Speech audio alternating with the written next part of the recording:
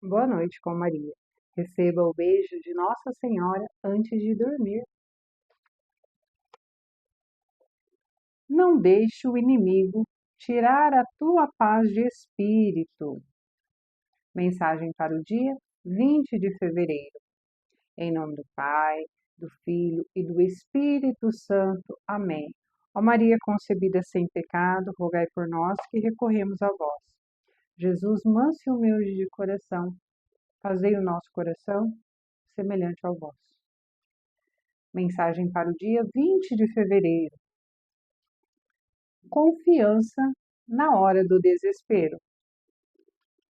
Meu rosto está vermelho de tanto chorar, e a sombra da morte estende-se sobre minhas pálpebras. Entretanto, não há violência em minhas mãos, e minha oração é pura. Jó, capítulo 16, versículo 16 e 17. Livro de Jó, capítulo 16, versículos 16 e 17. O maior perigo que assombra a alma de quem está sofrendo é o surgimento da revolta. O sofrimento faz parte da natureza humana, como bem sabemos. Não estar preparado com fé para enfrentar os momentos de infortúnios da vida é falta de sabedoria. Meu filho, vive cada segundo o tempo de sofrimento. Não queiras queimar etapas, pois tudo contribui para os que amam a Deus acima de tudo. Não imagines, nem se desesperes com a falsa impressão de que o penar durará para sempre. Mantém-se pacífico diante do desconhecido. Eu disse pacífico, não alheio. Quando tu, meu filho, aprenderes a manter a paz perante a tormenta, isso te fará sábio e forte para livrar-se com dignidade do que te amedronta. Palavra-chave de hoje: sabedoria. Logo no início vem uma citação de Jó. Nós sabemos que Jó sofreu muito. Ele era um servo muito dedicado a Deus, que sempre louvou e agradeceu por tudo que lhe acontecia. E a Bíblia nos relata que Deus permitiu, então, que Jó, que tanto o amasse, provasse o seu amor. Porque, segundo as Escrituras, o inimigo de Deus afirmava: Jó te ama porque ele tem tudo. Ele tem uma boa esposa, ele tem bons filhos, ele tem posses, o que ele empreende se desenvolve.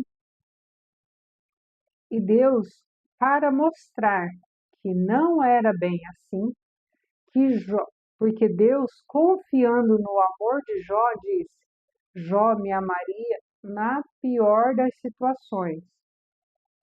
E Deus deu permissão, então, ao inimigo para que tentasse Jó, para que tirasse suas coisas, desde que não tocasse no corpo de Jó.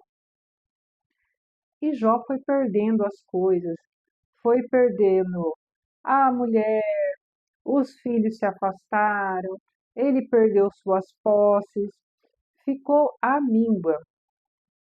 E mesmo assim, Jó louvava a Deus. Diz a Bíblia que mesmo passando por tantos e tantos problemas, perdendo tudo aquilo que ele tinha conquistado, mesmo assim, Jó não pecou. Mais abaixo aqui no texto, diz uma coisa muito séria, que eu e você precisamos refletir sobre isso com muita seriedade. Não estar preparado com fé para enfrentar os momentos de infortúnios na vida é falta de sabedoria. Nós sabemos que nesta terra tudo é passageiro, que tudo vai passar, inclusive os momentos felizes e os momentos tristes. Se hoje eu tenho uma pessoa que é próxima a mim, seja um amigo, um parente, que a gente se dá muito bem, que a gente tem ali uma amizade, uma cumplicidade, eu não posso me enganar confiando que aquilo será para sempre. A qualquer momento, esse relacionamento vai ter uns desgastes natural e em meio a esse desgaste natural, vamos colocar à prova essa amizade. E uma amizade é via de mão dupla. Não cabe só a mim respeitar o outro também tem que me respeitar. Então, tem os momentos de boa tranquilidade, que é fácil dar manutenção nessa amizade, mas chegará os momentos de provação e nós veremos se ambos estão em verdadeira sintonia e vão cuidar dessa amizade.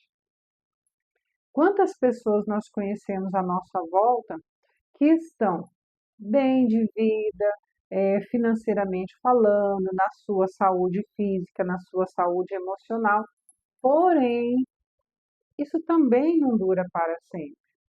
Essas pessoas e nós também passaremos por aqueles momentos de dificuldade, passaremos por infortúnios com problemas na nossa saúde.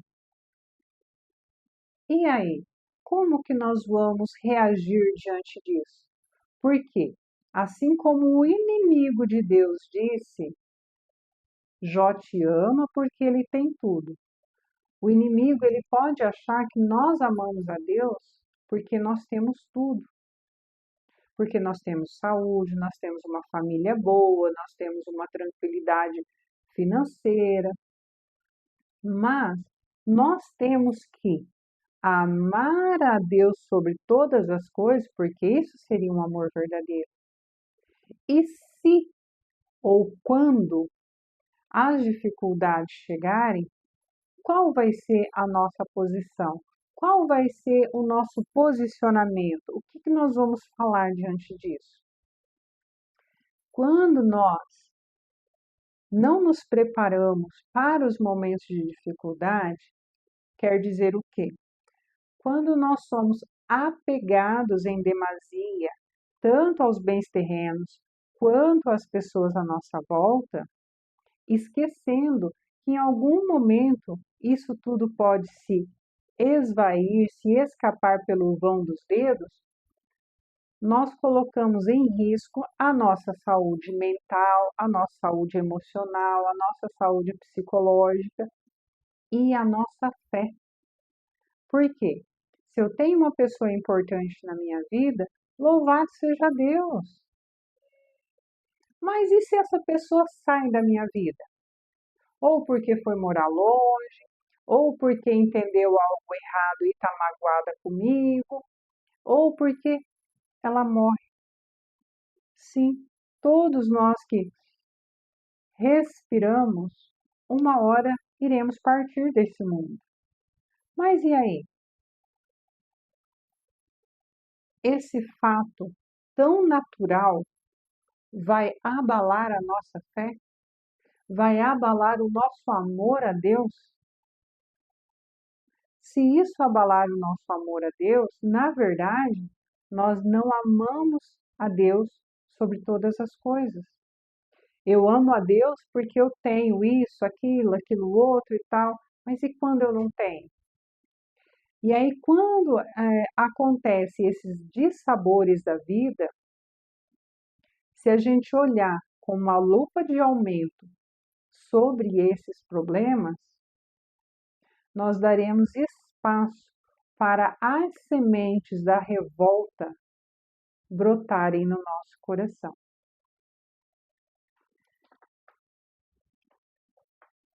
Vou testemunhar algo que aconteceu com vocês. Há pouco tempo atrás, o nosso carro teve um problema, nós levamos na mecânica. O valor do conserto ficou um terço do valor do carro. Um terço do valor de um carro é de desanimar qualquer um, né? Pois bem. Então, fomos lá, acertamos, eu não lembro se foi parcelado, se não, mas conseguimos pagar. Louvado seja Deus por isso. Aí passa o tempo, ele deu um outro probleminha.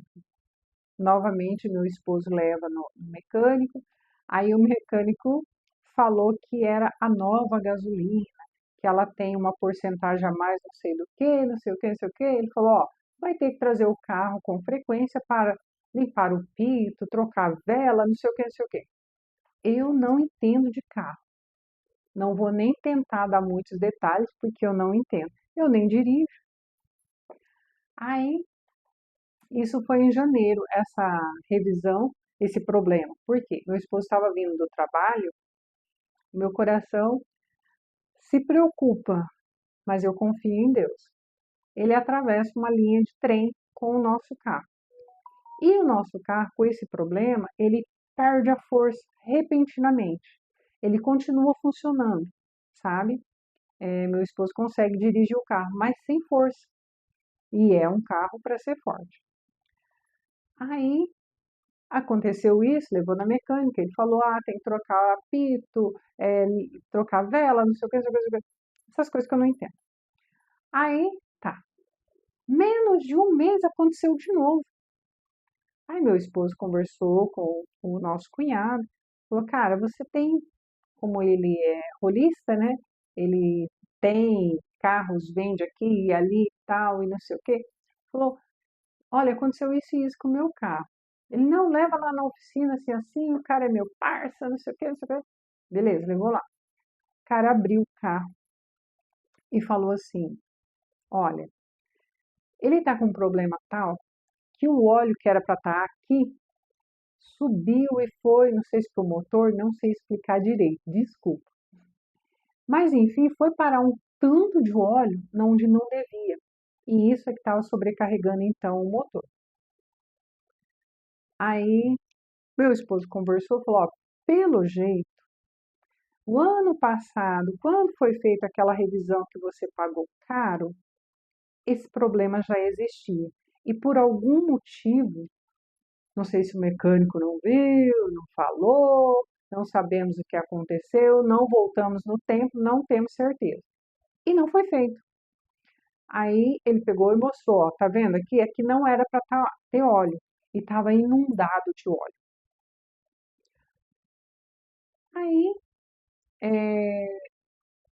meu esposo comentou comigo, eu falei, mas então esse problema está desde o ano passado, desde aquela época? É, desde aquela época.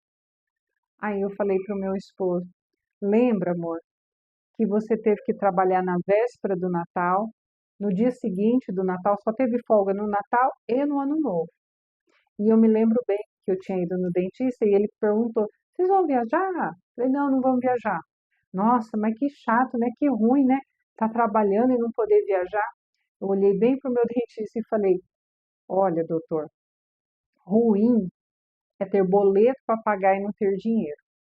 Ruim é o chefe de família estar desempregado. Agora, trabalhar no final do ano, isso não é ruim. Nós atravessamos épocas de desemprego, então nós não reclamamos do trabalho. Agora pense, se a empresa tivesse dado aquela férias coletiva, tivesse dado dias de folga, nós gostamos de viajar, faz tempo que nós não viajamos, teríamos pego a estrada. Agora, imagina um carro desse, porque aqui a gente dirige só dentro da cidade, então é pouco, não exige tanto do carro, não é verdade? E se a gente tivesse pego uma rodovia? Se a gente tivesse resolvido ir, sei lá, para o litoral, pegar aquele trânsito lá para o lado de Curitiba, pegar uma serra, pegar um lugar que tem muitos caminhões, e esse carro perde a força do nada. Não ia ser bom, não ia mesmo. Então, mais uma vez, louvado seja Deus. Louvado seja Deus, porque provavelmente Deus nos livrou de um problema muito maior. O dinheiro a gente conquista novamente.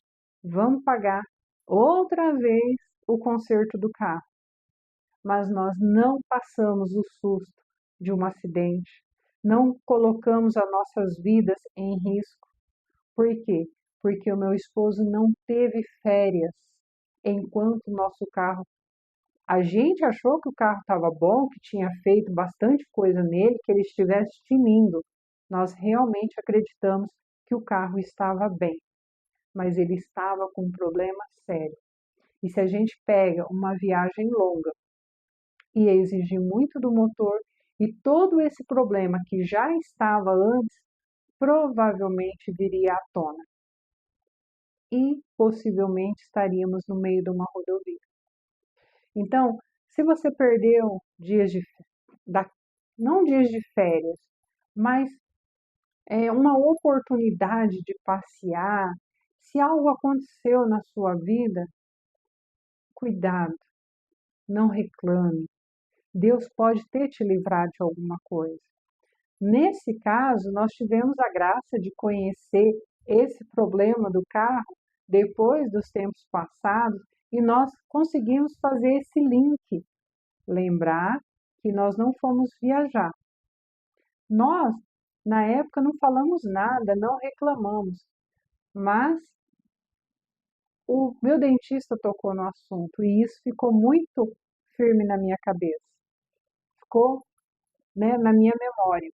Alguém que vem, não por maldade, mas veio tentar semear ali uma tristeza, uma revolta, e na hora eu falei: não, não é um motivo de tristeza, muito menos de revolta. Nós louvamos a Deus porque Ele está empregado, porque o sustento da nossa casa está garantido. Mas sabe, isso é um exercício do dia a dia.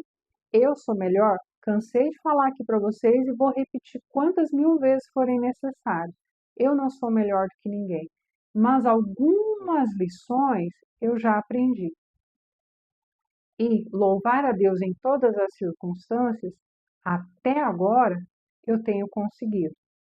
Nem sempre com louvor, nem sempre 10 de 10, mas tenho me esforçado muito para isso. Outra realidade, gente, deixa eu ver aqui, o vídeo já está longo.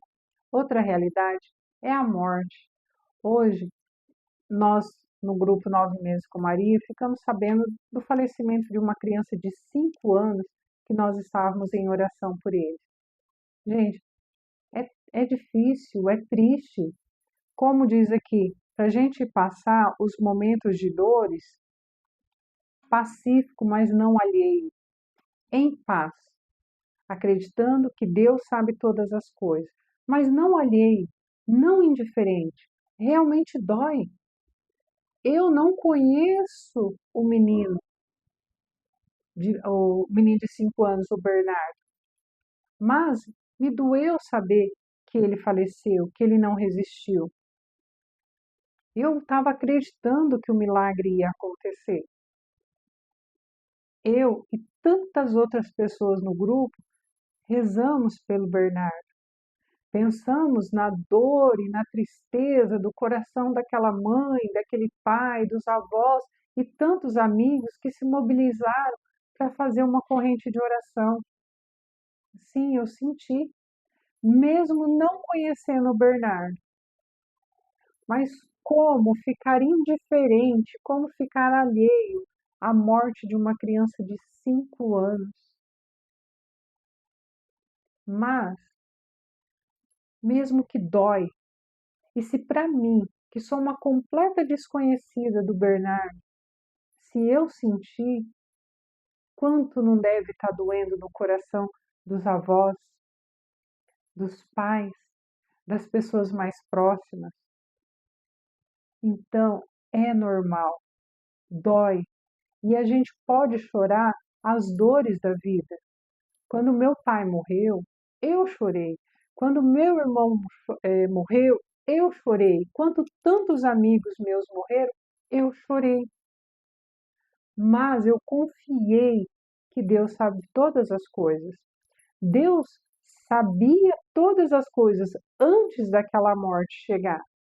E mesmo depois que a morte chegou, Deus continua sendo Deus e continua sabendo todas as coisas. Então dói, dói, mas busquemos alento junto de Deus no meio dos problemas corriqueiros da vida, nos momentos de tormenta, das dificuldades e diante da morte. Nenhum de nós escapará vivo dessa vida. Para passarmos para a vida eterna, para um dia contemplarmos Deus face a face, nós teremos que passar por uma porta, e essa porta se chama morte. Talvez a gente enterre alguém querido, talvez os nossos entes queridos nos enterrem, mas a morte faz parte dessa vida. Não olhemos com maus olhos para os acontecimentos da vida. Deus continua sendo Deus na tormenta, na morte, no luto, nos infortúnios. E que Deus nos fortaleça para passar por esses momentos. Que Deus fortaleça a família do Bernardo. Que Deus fortaleça os milhares ou milhões de famílias que hoje passarão pela dor da morte e chorarão de luto por um ente querido. Passar pela morte, pelo luto e por tantos problemas da vida não é privilégio de um e nem é infortúnio de outros. É uma realidade que todos nós passaremos e nós precisamos movimentar a nossa fé. Deus, Ele nos ama, Ele nos cuida, Ele nos protege, Ele nos alcança com a sua misericórdia. Mas a obrigação de Deus não é apenas nos presentear, não é apenas nos cercar de cuidados. Não pensemos isso de Deus. Amemos a Deus de todo o coração e que entendamos que nós não entenderemos todos os desígnios de Deus, mas não precisa entender, precisa aceitar. Porque o nosso não aceitar não vai mudar a realidade e vai nos afastar de Deus. Vai abrir espaço para tristeza, que vai se alojar e vai trazer uma depressão. Peçamos a Deus antes que os problemas cheguem, que Ele nos fortaleça. E que no dia da prova nós consigamos testemunhar o amor que nós sempre dissemos ter por Deus. Amemos a Deus sobre todas as coisas. Mas essa força para amar a Deus sobre todas as coisas não vem de mim, não vem de você. Esse próprio Deus, rico em misericórdia, Ele nos dá essa força através da ação do Espírito Santo. Então, hoje, peçamos a Deus para que nos fortaleça, para que no dia da prova a gente não passe a vergonha de desfalar tudo o que a gente falou antes, para que a gente não pareça hipócrita, para que a gente não seja aqueles fariseus que colocam fardo pesado nas costas dos outros. Sim, porque quem não passou pelo problema acha que os outros têm que passar com tranquilidade. Mas o dia que o problema vem na vida dessa pessoa, aí ela desaba. Não julguemos as pessoas. A fala aqui é: eu preciso me preparar, ter sabedoria, como dizia aqui no texto, ter sabedoria de que problemas podem chegar, mas eu tenho um Deus a quem eu sirvo e a quem eu confio. E esse Deus vai me fortalecer para passar as dificuldades, as tormentas, os problemas da vida de pé diante da cruz. Nós temos exemplos disso. Olhemos para os exemplos dos santos, homens e mulheres como nós, que se abriram às graças de Deus, que se abriram ao agir de Deus. Que o nosso coração seja todo de Deus. Palavra-chave de hoje: sabedoria. Na sabedoria, nós pedimos a Deus aquilo que não nos cabe, porque nós sabemos que Ele pode e que Ele consegue nos fortalecer, nos dar tudo aquilo que nós precisarmos para vencermos as dificuldades, os problemas e até mesmo a morte. Nós não estamos sozinhos, nós não somos órfãos, nós temos pai e mãe. Desfrutemos disso. Que o Espírito Santo sempre nos guarde e nos governe, nos ilumine e nos fortaleça nos momentos de dificuldade dessa vida. Boa noite, dorme com os anjos, a mãe te ama.